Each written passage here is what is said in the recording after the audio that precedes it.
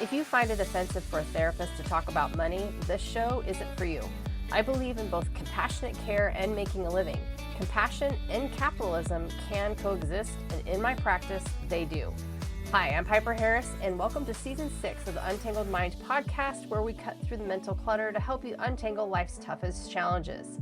I'm a data-driven mental health therapist based in the suburbs of Atlanta, Georgia, specializing in anxiety, trauma, and grief. I use third wave CBT. I offer practical, no-nonsense tools to help you untangle your mind and take meaningful action. So today I want to pull back the curtain. I've been told more times than I can count, wow, I don't do that for all my clients. And honestly, that's the problem. Good therapy has been cheapened by passive models and mass market platforms. It's become something people try on instead of something they commit to. This isn't talk therapy for comfort, it's therapy for change. And in this episode, I'm sharing what you're really paying for when you work with a therapist like me and why I don't apologize for charging a premium.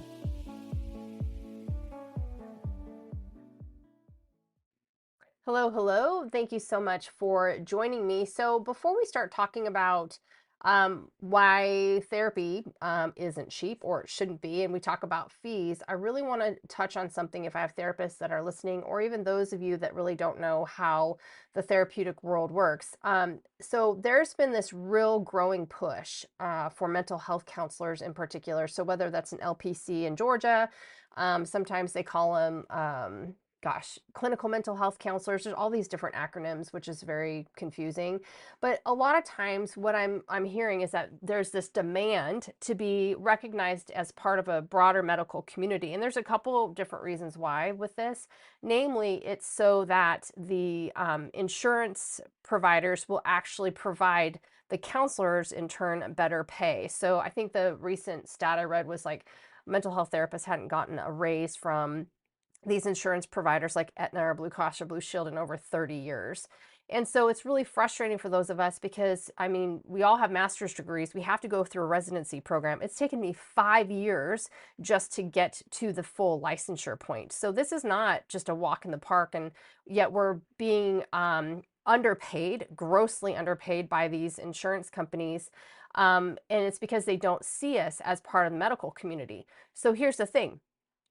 On some level, I totally get that we should be seen as part of the medical community. I absolutely understand that because we deal with deep human pain, and in many cases, we are the first responders for people's emotional crisis. But here's the truth, is that we can't continue to demand this recognition as medical professionals if you don't run your practice like one. So what I see so often, I've talked about this over and over and over again, is that too many times therapists demand to be seen as these medical professionals, yet they have no data to show that they're objectively helping an individual. So if they're not using structured assessments, tracking outcomes, or even applying these evidence-based frameworks, then how are they going to prove that they're worthy of, having this title, being part of the medical community? And additionally with that, how are they holding themselves accountable to a certain standard, or frankly, a client accountable to those standards? You really can't demand a title or a fee that implies that you have clinical precision if you don't do that. You just can't. And so you're not doing the medical work if you're not doing that. You're not actually facilitating anything other than a conversation. And I know a lot of people that are listening to this are going to be just, rolling their eyes, getting angry. You can be angry all you want. But again, if we want to be seen as different in the field and we want to be treated with more respect, then this is what you need to do.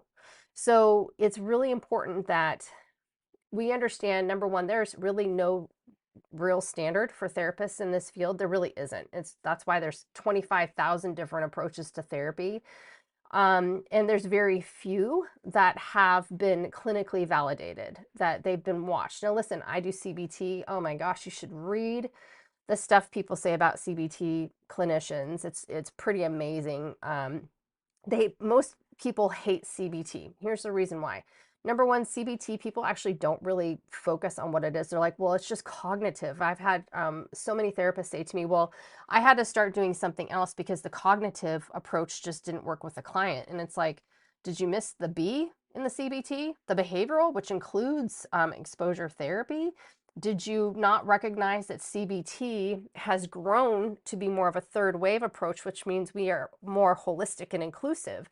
So we're working at, ACT, DBT, mindfulness-based CBTs. I mean, there's so much in CBT, but people hate it. They hate CBT because it gives you parameters.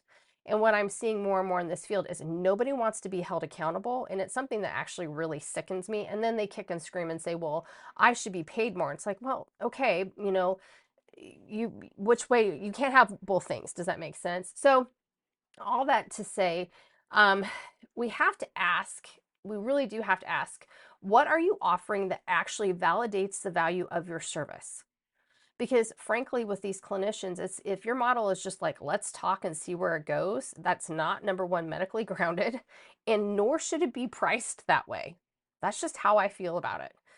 So I really want to talk about today. I'm really being frank about the cost of therapy. I had a client who I've had her, over probably almost 2 years. I just think the world of her.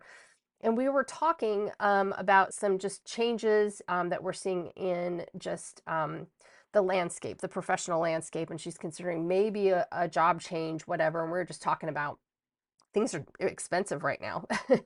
And it was so funny. She said to me, she's like, well, it's not like you who's just like raking in the money. And I literally guffawed out loud. And I explained to her, I said, so many people don't understand. You don't go into therapy to make $1 bazillion. Now, I think I can make some money being a therapist, but I think that there's this misconception that that rate that somebody pays to come into me, I get every bit of it. And so I really think it's really important for me to share what that looks like. I did a YouTube on why I'll never take insurance, and I actually broke it down with specific numbers. So you can always go back and watch that. But I really want to start with that misconception that people think that I take the whole therapy fee. Okay. So my current therapy fee is $175, and that's for our 50 minutes together. Okay. So, but that's not really the reality. Let's talk about that. Why, number one, is it 45 to 50 minutes? Well, because just because you're not in that therapy room for me for an hour, that extra 10 or 15 minutes at the end is for where I have to, by law, write clinical notes. Now, some therapists I know, and they kind of joke about it, which again, don't demand to be paid better and be part of medical community if you can't keep up with it. But some people they joke that they don't do their clinical notes. I'm not one of those. I get them done the day of. But that hour includes that time. It absolutely includes that time. But here's the thing, what you're actually paying for in that 175. So that's paying for the time I spend preparing for each individual session. That's the time that you pay for with me reviewing your assessments every single month, the notes, progress markers, all of those things. It also includes, like I said, the clinical documentation. Okay, so all the notes, all the updates to your monthly plans. Then we go to the monthly assessments, and that's where I track what we're doing, and not just how you feel, but how you're functioning. It includes my ongoing education, which I have to do by law. So I have to invest in continuing education credits. I have to invest in training. I have to invest in clinical supervision. These are not cheap. These are not cheap. We have a certain amount of clinical education that we have to do every 2 years already for me, and I've only been out of my master's program for 2 years. Already for me, I'm about $1,600 in. $1,600. And you're like, well, you chose to be in this industry, Piper. So, this is just part and parcel. You're absolutely right. But I have to be able to eat and pay my bills too. So I want you to understand it is a ton of work. And now here's the thing too. What I said before is that this passive model that we see of people just kind of nodding their heads and listening to people sit on the couch and then they shoo them out, I find it really disgusting. There is a time and a place for that. But if that's all you're doing, I find it gross. My model is definitely not passive. We're actively engaged in conversations. Before a client ever comes in, I'm going through their chart. I'm reminding myself what we went through the week before. Oftentimes, I have to go through and see the homework that they've submitted. I go through that. I make my own notes so I can make sure that I'm discussing with them. Maybe we're going into an EMDR session, so I'm preparing for that. Maybe I'm going into more of a prolonged exposure session, so I'm preparing for that. each client has different needs. So one client might need the TheraTapper. One client, I need to ensure that my weighted blanket has been laundered, so it's ready for that client. One client, I'm telling you, it is different for every single client, and I refuse to step into this passivity of counseling. So there's a lot of work in there. Additionally, a lot of people don't understand this about me is that I do actually develop a treatment plan. If you're listening, ask your counselor for a treatment plan. Guarantee you they haven't built one. They're like, oh, yeah, I have it up here in my head. I would say 90%, if not higher, of clinicians do not hand you an actual plan. I do. Why? Because I want you to see, number one, this is not passive. I have expectation of you working with me. You came to me to resolve something and to gain tools. Got it. We're going into this as a partnership. This is how I think that we're going to approach it. The treatment plan, with my treatment plan, it goes over as much as I can. It defines what your problem is. It defines your long-term goals and your short-term objectives. We go through this. I tell my clients each time, this is a living, breathing document. We can change this as we go. Keep in mind too, when I'm working with a client, I am constantly looking back at what did we say in the treatment plan that they agreed to? Have I gotten them there? Why or why not? One of the other things I do with my treatment plans is they literally come in for their intake session, their very first section, and they get homework that day. And the main homework I say to them, there's a big blank sheet in their treatment plan. It says, how do you define resolved? Here's the thing too. Mental health can be very subjective, and I understand that. I've done my own counseling over the years. But you came to me, we need to define the problem, because if you don't, or define the outcomes, the result, how do you say this is resolved? If we don't have our goalposts, you're going to always feel like you're failing. You're also going to have something to work toward, and it's something I hold you accountable to. So I've had people say, well, I want to just feel happy. Oh my gosh, I hate when people say that, because I don't believe in happy. Happy is fleeting. If you want contentment, I want to feel contentment. Awesome. What does that look like? How do you act? How do you wake up in the morning? How does your house look? How does your professional life look? How are you in relationship? These are the things that you need to define out. And I am telling you, every time a client comes in, they're like, oh my gosh, I don't even know what I want. Then why are you here wasting your money? We need to define what you're working toward. So again, I do treatment plans. In addition to that, I've designed 2 workbooks. I'm getting the last 2 figured out. It's a lot of work. I have workbooks that go along with the approach that I take to ensure that they have as many tools as possible.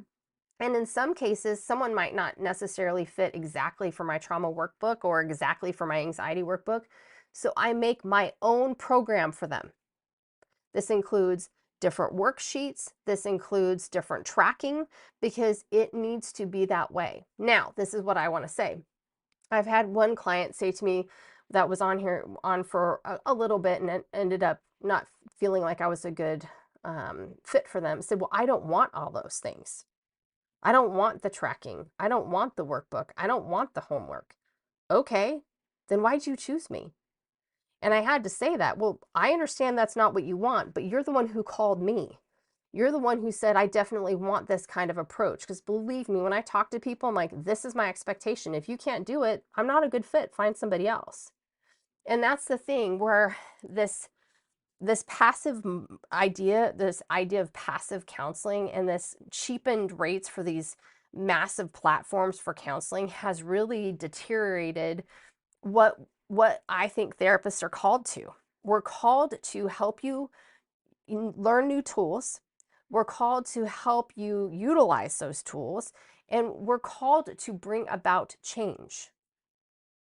If you don't have anything in place other than just sitting there nodding your head, counselors, how are you doing any of that? I don't understand it. So all that to be said, the therapy fee is not what you think it is. So say my $175, I explained that goes through my CEs, clinical documentation, my monthly assessments that I do. It goes towards all the treatment planning, all of those things. And here's the other part of it, the business reality. 30% of each fee goes to taxes.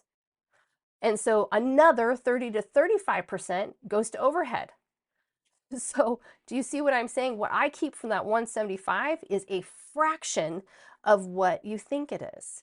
And so when that sweet client of mine said that to me and I explained that to her, she's like, oh my gosh, I had no idea. I'm like, yeah.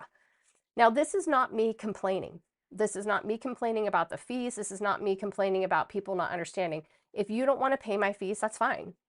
But I want to clarify that if you want a serious clinician that has systems, accountability, and outcomes, then that fee should support your work with the person that you're working with. If they don't, and they say, I still want my 175 fee, and you say, well, what does that include? They're like, oh, it includes my insurance that I have to pay for every year, includes my continuing education, by the way, if they do it. A lot of times they don't, and they just hope they don't get audited. And they're like, yep, that's all it is. I can't tell you how many therapists I've talked to that are in private practice. They're like, oh yeah, I forgot about taxes. I just I just find it grossly incompetent, and it grosses me out. So all that to be said, my fee is more, but this is what I provide. And I can tell you that there's other therapists that charge a premium. It could be that they've been in the field, 20 years, and they have actively worked in this field. So they've written, research, they've written books, they've done a lot of different things. They're an expert in their field, which can demand a higher premium. It absolutely can.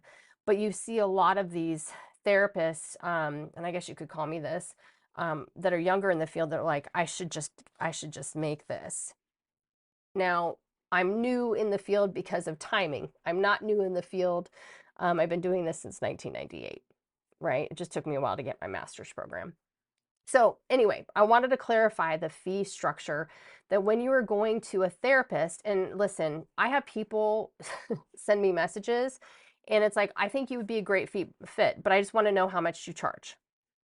I know if somebody sends me that message, they're not serious about working with me.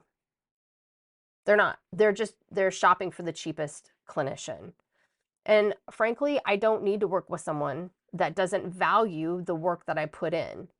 And listen, all my fees are on my website, so you could have looked that up. But I just, if you're calling, the first question out of your mouth is, how much do you charge? I know that you're shopping for cheap, and that's fine. Go to one of these BetterHelps or something, and good luck. Okay, so let's talk about, I just said it a little bit, about what makes my work different. Obviously, I'm only talking about myself. I'm not talking about other clinicians, but why my work is different and why I really buck against this passive counseling. I say all the time to clients or anybody who will listen, I love what I do, but I am grossly embarrassed by my industry. I'm so embarrassed by it. Here's the reason why. I specialize in trauma, anxiety, and grief because these issues affect the same core brain systems, truly. So it's the amygdala, the hippocampus, insula, and the prefrontal cortex. There's a lot of different areas of the brain, and you're probably rolling your eyes, Piper, we don't want to hear this, but here's the thing too. If somebody's meddling in your head, right, because that's what counseling is, shouldn't they know what part of the brain they're focused on? I mean, again, this goes back to that demand to be seen as a medical professional. Great. If you don't know what area of the brain you're targeting, then how can I call you a medical professional? Think about that. If I'm meddling in your brain, don't you want somebody to know what they're meddling with? I mean, come on, it makes sense. So I specialize in trauma, anxiety, and grief because it really does look at those core areas of the brain. And that's why I use targeted evidence-based methods using the CBT, the neuropsych, and EMDR. This is why I give you so many assessments, because I'm trying to find out what's going on in the brain. I need to wake up the insula. I need to turn down the amygdala. I need to shift your memory system because it's off track, your hippocampus. I need to understand those things. When I have clinicians talking to me and they just glaze over because they don't know what's going on in the brain, I'm like, oh my gosh, what are you doing? You're going to hurt someone. It's kind of like I used to own a gym. And when I was going through the training, I would see people teaching others to like do a deadlift. And I was like, dear God, please don't let them pick up that weight. They are going to hurt themselves. It's no different than these clinicians meddling around in your head and they don't know the proper form. They don't know how to keep the body safe. It's scary. So also, what makes me different in this field and something that I buck against is that I don't work with everyone. I really tried hard when I was still, first starting like into my internships to really niche out. But when you're in internship, they really don't want you to do that. My first internship, I worked with everyone, which I understand because I needed to find where I fit best. I already knew, but that's just kind of how they do it. Now, my second internship, I just told them, I said, this is the only people I'm working with, period. And they went along with it. But I don't work with everyone. Okay. So I've talked about this in my Catching Flack series. You can read that on my blog, that there's no such thing as a fantastic generalist. There's no such thing. If you need heart surgery, are you going to go to your GP? No. If you need to build a house, are you going to go to Home Depot or are you going to go to the craft store? I mean, that's what I'm saying is that there's no such thing as a fantastic generalist, meaning you cannot be a jack of all trades because otherwise it means you're a master of none. If you have, I tell people this a lot that it doesn't, they call me and I say, hey, I don't work with kids or whatever. I tell them, you really need to interview your therapist. I had a friend asking me, hey, what would you suggest? And I said, the best piece of advice I can give you is that looking at psychology today, because that's one of the biggest areas that people promote their services. I don't, for multiple reasons. But anyway, if they list that they do everything under the sun and work with every single population, you need to go the other way. You do, because what you're going to get is passive therapy, because you cannot know how to do everything, not well. So you're just going to get the passive therapist that's just nodding, yeah, tell me more. What does that feel like? Now, listen, I say those things too. But if that's all they're doing, you know why. You chose a generalist. They can't master anything. Additionally, why I'm different is I only work with adults, typically 30 and up. That's it. This year I was talked into working with a teen, and it just reaffirmed that this is not the place for me to work.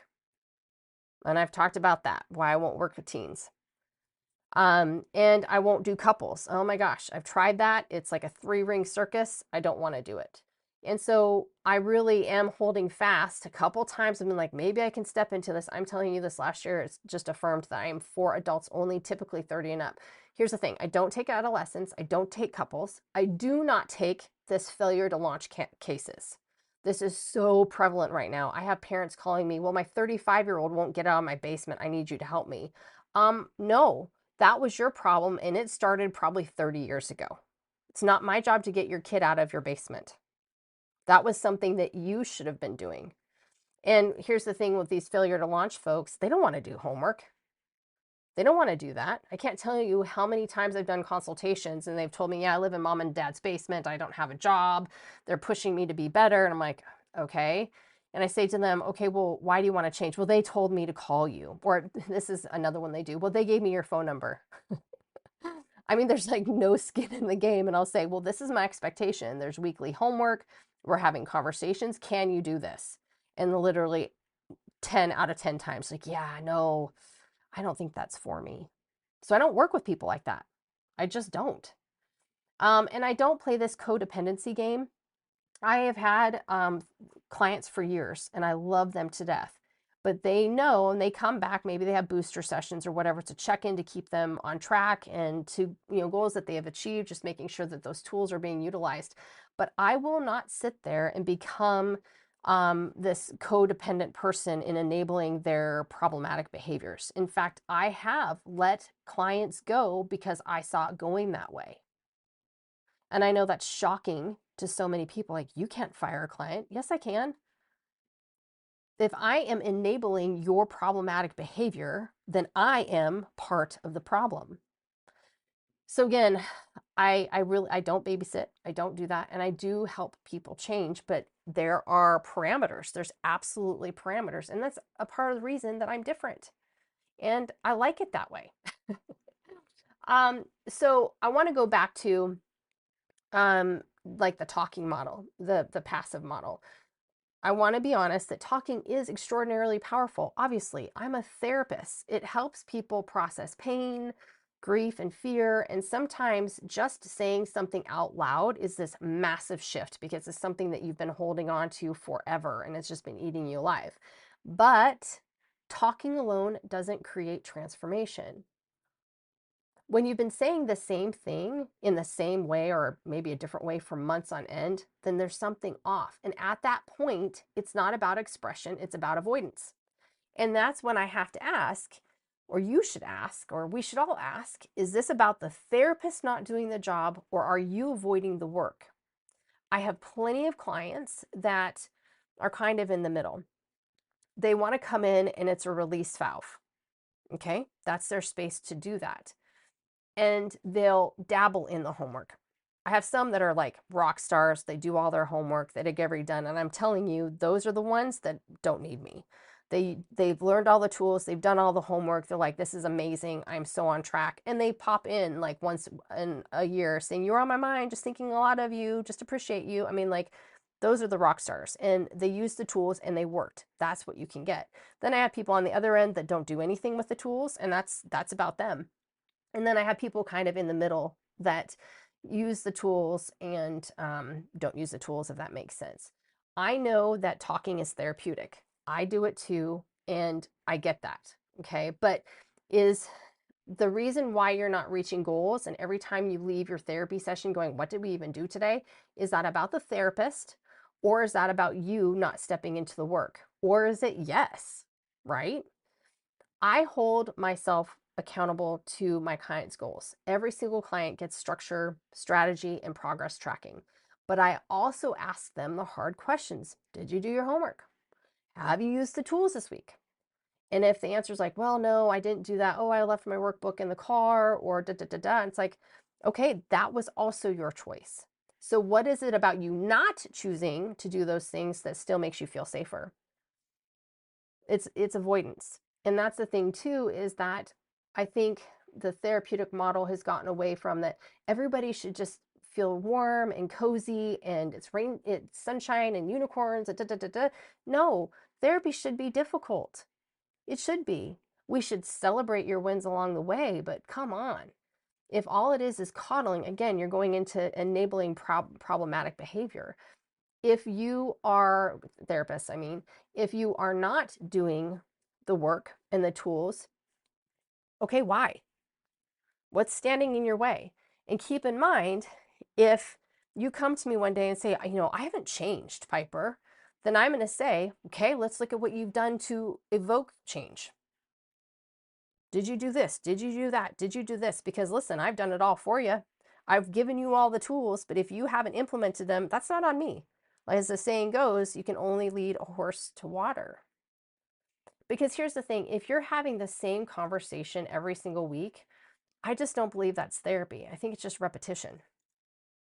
I think that's what it is. You're stuck in that loop, that cognitive loop.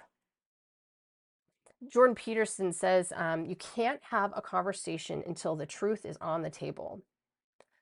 I'm putting the truth on the table. That's tough. I know that's tough.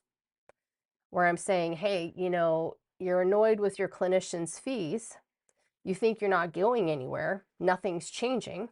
Okay. Well, what are you doing to evoke change? We don't have a magic wand. I wish we did. We do not have a magic wand. We can't do something and magically change you. We can use certain techniques like EMDR to slow anxious reactions, fearful reactions, so then you can do the work. But EMDR is not a magic wand. It doesn't take anything away. And if you keep wondering why things aren't changing, you have to ask yourself those tough questions. What am I not choosing? All right, so let's talk about investment. I touched a little bit on what it looks like, say, with my session fee. The truth is that we live in this culture that just throws money at quick fixes. Can we be honest about that? We pay for Botox to smooth out the wrinkles. We'll fill prescription for mood stabilizers. We'll drop $30 or more to have groceries delivered because we're too drained to go to the store. We spend so easily on comfort and convenience. but we hesitate to invest in something that actually transforms us. You have to ask yourself, if you're not changing in your current therapeutic relationship, is it because you're paying for comfort and convenience? And then ask yourself, is this really comfortable? Has anything changed? What's going on? Therapy is not a quick fix. It's just not. And it's not always convenient. It's an investment in time, in money, in honesty, and in discomfort. I invest in you with the tools, the planning, the assessments, and the accountability. And you invest when you show up fully, when you do the work inside and outside the session. So the cost of therapy isn't just financial, it is personal. I know that. But there are so many rewards. There are so many. So maybe you're not ready for therapy yet, and that's okay. And I get that. But if you're in therapy and, like I said, some of this is resonating with you, like I've just been sitting there for like the last year, I've had clients come to me like, I was with my therapist for 20 years. I never learned this. Well, 20 years, I mean, there's some new tools. Or I've had people say, I've been with my therapist for 2 years and they've never given me a treatment plan. Okay, maybe that's just because people don't understand that you should have a treatment plan. Or maybe it's been, 5 years with a therapist and you're like, I just still don't understand how to navigate my anxiety. Okay, then what were you doing in that therapy room for 5 years? What were you doing? Did they give you tangible tools to manage that anxiety? And here's the thing too. I don't want to, rip on all the clinicians. Oftentimes we give clients tools, but they just don't do anything with them. I have a little box next to the couch in my office, and it's full of paper, like note cards and pens. And I fully expect you to help yourself and write down your notes. I had one guy say to me, will you write that note down for me? You write that down? I was like, oh my gosh. I said, nope. If it's important, you'll write it down for yourself. And again, that's like that taking responsibility for your goals and achieving those goals.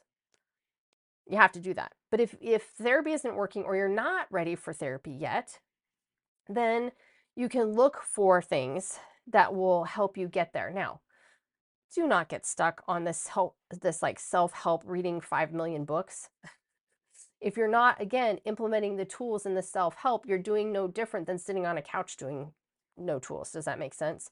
Self-help can be, these self-help books can be an avoidance mechanism. It really can be. Or maybe you're doing the self-help because you've had crappy therapists. I get that, and your feelings were hurt. But you can find, I'd say, read a self-help book, then give yourself, I don't know, 2 months to practice those tools. You can't, you'll get to the point of saturation, but if you're not practicing, it's not going to land. It won't land. So you can read all you want, but you have to practice. And that's why I created the Untangling Mind series, is they're actual workbooks. There's education in it, but there's workbooks. It's action oriented because our brain needs that practice to create new brain pathways, new neural pathways, new thinking and behavioral patterns. So my workbook series does that. It's education and it's action. It's cognitive and it's behavioral and it's attachment. So it's all of those things. So you have to think about that. If you're reading like a self-help book that's just super fluffy and there's no like structured or practical work, then you're not going to feel better. You're just going to keep consuming, right? So again, going through this, talking about the typical therapeutic model, talk is cheap, good therapy isn't. So there's a reason why some of us charge a premium, and hopefully I've explained to you what that premium actually covers. It's not for that 50 minutes that you're in my office. It's for those monthly assessments. It's for all of the worksheets and workbooks, it's all of it. And then you understand, you're losing 60% off the top too, just to be a clinician. But I wanted to talk about that because I do know this is a particularly sensitive topic for a lot of people. And I see there's a real divide in the clinical world. They're like, you shouldn't talk about prices and da da da da da. I had one internship site and it was very vulgar of what she said, but we were talking about rates. And by the way, I charge more than she did at the time. And she said to me, Piper, I would never rape a client over fees. And I was shocked by her language. It was disgusting. But I think that's a really wrong way to look at this. As clinicians, we're allowed to charge a premium and we can still hold space for compassion. You cannot expect a therapist to charge you $50 an hour, do all the things that we have to do, even if they don't do what I do, just clinical notes, continuing education, and insurance. You know how much that's going to be left over, right? It's like $6. And yet they have $70,000 in a master's to pay off. I mean, come on. And so it is difficult to talk about these fees, but I really do think that, like I said in the intro, that compassion and capitalism can be in the same room. I had one client, I'm pretty strict on my cancellation fee. And they canceled late, so it's a full session fee. And his response was, I would just think somebody like you would be more compassionate. And listen, it was just him being pissed off, and that's fine. And I was like, well, okay, you have a choice. You're going to get charged no matter what, but you have a choice what you're going to do with this. Like, you can throw your tantrum and that's fine, but this has nothing to do with compassion. What is lacking in compassion is that you think my time is so invaluable that you're just going to no show and say, I shouldn't be charged. Why? I was sitting there waiting for you. I did all the prep work. Why is that? But for some reason, there's this breakdown in the therapeutic field that, oh my gosh, how dare you charge? How dare you talk about money? You can have both of the things of compassionate clinical experience and have a fee that reflects that. So just to kind of wrap this up, I really do believe that this passive model that we're seeing in the field, it's driving me nuts. And these mass market platforms, because they really devalue those of us that are working our butts off. And gosh, don't even get me started on AI. If you guys haven't tried AI ChatGPT as a therapist, you're going to feel really good. He's a great cheerleader. But if you actually want things to change, it's not going to happen. So there's a lot of that talk in the field. But again, I really think this passive model of just sitting there on the couch nodding your head, or these mass platforms, they're cheapening those of us that are really trying hard to provide a in-depth clinical experience, compassionate, but we're giving you the tools because that's what you came to us for. We want to help you. So, a lot of us want to hold you accountable and hold ourselves accountable. We want to be seen as part of the medical community. We work hard to document and track those things. And there's a lot of us in the field that just don't do anything. I just want to make people feel good. Okay, well, making people feel good is not necessarily good. It's just not. Therapy, I think, can be a very uncomfortable experience. But after, or during the process, you start applying tools, you're like, oh my gosh, now I feel good. But it's not because you're just passively sitting on the couch nodding your head. So I hope this was helpful for you to hear that the fee that you're paying for in therapy is not just for that hour, that there's this real misconception that, well, I'm paying $100 an hour and that therapist is, I don't even get a whole hour. Okay, but it's not even $100 that they're actually going home with. If they work for a therapy practice, there's usually, like, at the best, a 60-40 split. At the best, most of them are 70-30. So if you think if a clinician only gets 40 or 50%, maybe 60% of their $100, at the most they might get $60. Well, then they're a 1099, they have to take 30% out. Then they have to think about their insurance, all of that. So really what you're looking at is they're maybe walking away with $25 an hour. If you have the expectation that someone's going to help you understand what's going on with your anxiety, trauma, and grief, do you think that they're going to be able to do that at $25 an hour, where they have their own bills, they have to pay for their masters, they have to do all of these things and hold space for you? No. I mean, so again, this is just to bring this to mind for everybody that premium therapy does have a premium price. It is up to you what you do with the tools the therapist gives you. You can't blame us if you're not using the tools and paying the premium. That's on you. But I wanted everybody to understand that the fee is more than just for that hour. It is so much included in that. And I'm not saying this begrudgingly. I'm not saying, like I'm irritated with this at all. In fact, the only people I'm irritated with is clinicians because they're going along with these mass marketed BetterHelps and stuff and cheapening those of us in our hard work. Where I've had people call and they're like, well, I've had one person call, well, I want someone that has 20 years of experience and, they do EMDR or whatever. I'm like, okay, you do know it took me just 5 years to get out of this. 5 years. And then you want another 15 years of clinical experience. Why? Oh, and by the way, they don't want to spend more than $65 an hour. I mean, literally, we've had those calls. So this is just for you to understand, you do get what you pay for. You really do. And the reality is that if you want different therapy, oftentimes you're going to have a different therapy price. You just are. So thanks again for joining me today and kind of talking about how talk therapy is cheap. It just is. And if you want strategic, data-driven therapy, then you got to shop around. Check out my website. I wrote a blog as well about how to find a great therapist and provided questions. You're allowed to interview therapists. You absolutely are allowed to do that. Some of them don't like that, but that's because they don't want to be held to standards. So take care, y'all. If you have any questions, I would love to hear from you, or some insights, love to hear from you. I think this is a really powerful conversation and a really important conversation. Take care, and I'll talk to you next time. That's it for today's episode. I hope something in this conversation challenged the way you think about therapy and maybe in the way you invest in yourself. If you're ready to do more than just talk, and if you're ready to make real change, measurable change, head over to untangledmind.net to learn how we can work together. And if this episode gave you something valuable, consider rating, reviewing, or sharing it with someone else who's tried and tired of surface level support and ready for something deeper.